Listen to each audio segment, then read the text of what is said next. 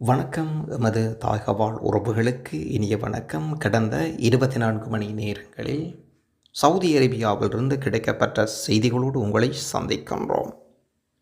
முதலில் ஒரு துயரமான செய்தி ஒன்றை பார்த்து விடுவோம். குவைத்தில் நேற்றைய தினம் ஒரு மங்காப் நகரில் இடம்பெற்ற தீ விபத்தின் காரணமாக ஒரு அடுக்குமாடி குடியிருப்பில் 7 மாடிகள் கொண்ட அடுக்குமாடி குடியிருப்பில் இந்த அனர்த்தம் ஏற்பட்டது.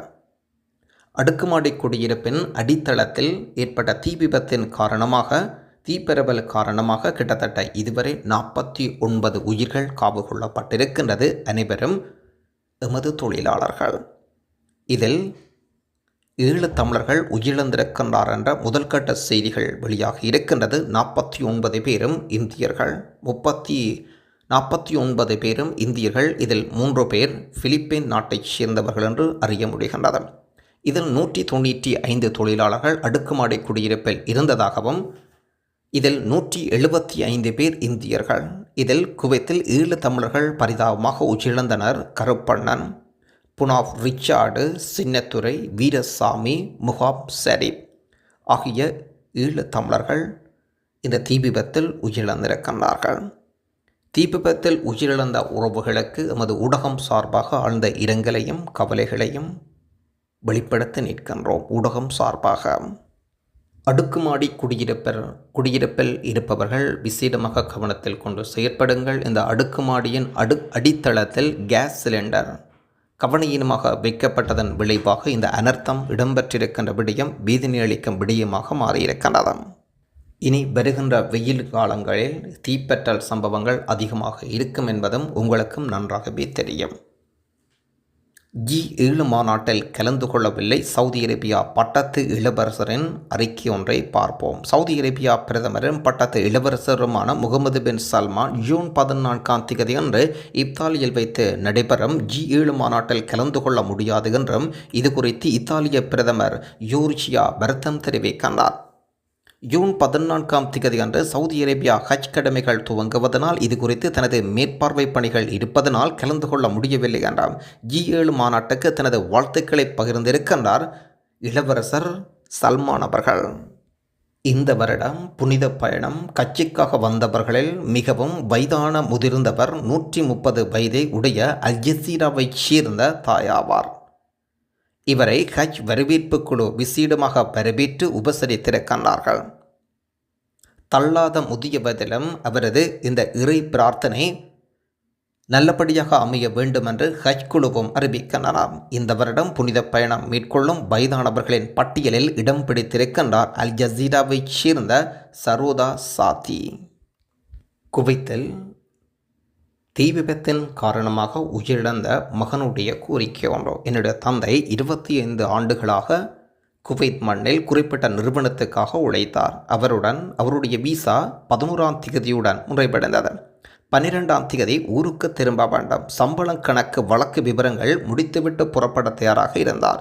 இந்த நிலையில் அறையில் அவர் உறங்கிக் கொண்டிருந்த போதுதான் இந்த தீ விபத்து ஏற்பட்டது. இந்த தீ கட்டடம் முழுவதும் பரவியது. பெரும்புகை மூண்டு கிளம்பியதில் மூச்சு திணறல் ஏற்பட்டு எனது தந்தை உயிரிழந்தார். எனது தந்தையின் உடலை மீட்டு என்னிடம் ஒப்படைத்து விடுங்கள். அடுத்த 2 நாட்களுக்குள் எப்படியாவது என்னுடைய தந்தையை என்னிடம் கொடுத்து விடுங்கள். குவைத்தில் தீ விபத்தில் உயிரிழந்த ராமநாதபுரத்தைச் சேர்ந்த கருப்பண்ணன் ராமுவின் மகன் விசேட தகவலை வழங்கியிருக்கின்றார். உண்மையில் 11ஆம் திகதி திரும்ப இருந்தவர் 12ஆம் திகதி ஊருக்கு திரும்ப வேண்டுமென்று இருந்தவர் சம்பள கணக்கு பிரச்சினையினால் நின்றதன் விளைவாக இந்த அனர்த்தம் இடம்பெற்றிருக்கிறது. தொடர்ந்து இன்றைய நாளுக்குரிய நாணய பெறுமதிகளை பார்த்து விடுவோம். இலங்கை ரூபாவில் இன்றைய தினம் 80 ரூபாய் சென்று கொண்டிருக்கின்றது. சில இடங்களில் 81 ரூபாவும் சென்று கொண்டிருக்கின்றது. இந்தியன் ரூபாவில் இன்றைய தினம் 22 ரூபாய் சென்று கொண்டிருக்கின்றது.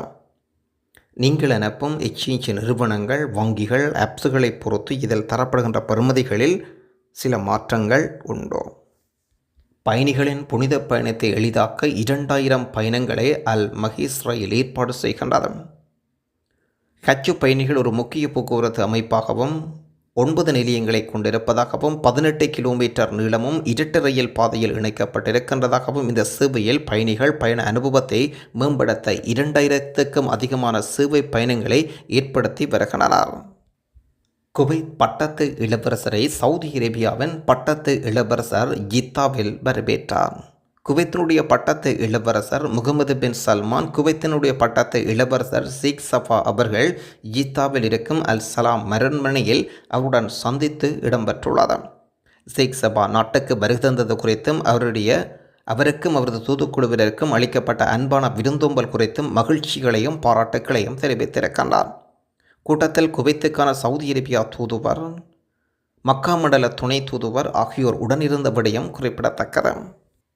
கட்சியின் போது அதிக வெப்பநிலை ஏற்படும் என்று சுகாதார அமைச்சு எச்சரிக்கை வழங்குகின்றது. பயணிகள் பாதுகாப்பு வழிகாட்டுதலை கடைபிடிக்குமாறும் வேண்டுகோள். இந்த ஆண்டு ஹஜ் பருவத்தில் குறிப்பிடத்தக்க வெப்பநிலை அதிகரிக்கும் என்றும் சுகாதார அமைச்சின் உத்தியபூர்வ செய்தி தொடர்பாளர் அறிவிக்கின்றார். பயணிகளுக்கு ஆரோக்கியமான பாதுகாப்பான சூழலை வழங்க அமைச்சு அனைத்து முயற்சிகளை மேற்கொண்டு வருகிறது.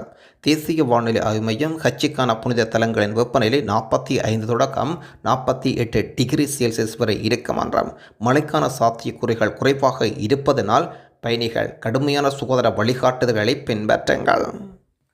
அண்ணா, எனக்கு ஒரு தெளிவு வேண்டும். என்னுடைய ரீஎன்ட்ரி 8ஆம் மாதம் 28ஆம் தேதி முடிவடைகின்றது. நான் அதுவரை காத்திருந்து புதிய விசாவில் போகலாமா? 2023ஆம் ஆண்டு புதிய சட்டங்கள் நடைமுறைக்கு வந்ததாகவும் கேள்விப்பட்டேன். போகலாமா என்று கேட்டிருக்கின்றார். கண்டிப்பாக நீங்கள் போகலாம். இப்போது சட்ட திருத்தங்கள் நிறைய வந்து கொண்டுதான் இருக்கின்றது. தொடர்பான நிறைய விடயங்களையும் நாங்கள் சொல்லி இருக்கின்றோம். ஆகவே இப்போது இருக்கும் சட்டங்களின் அடிப்படையில் நீங்கள் தாராளமாக செல்லலாம். நேற்று சென்னை ஏர்போர்ட்டில் விமானத்தில் ஏறிய சிறுவன் செய்த சேட்டை, பதறிய விமானிகள் தொடர்பான ஒரு விமானம் பற்றிய செய்தி ஒன்றை பார்ப்போம்.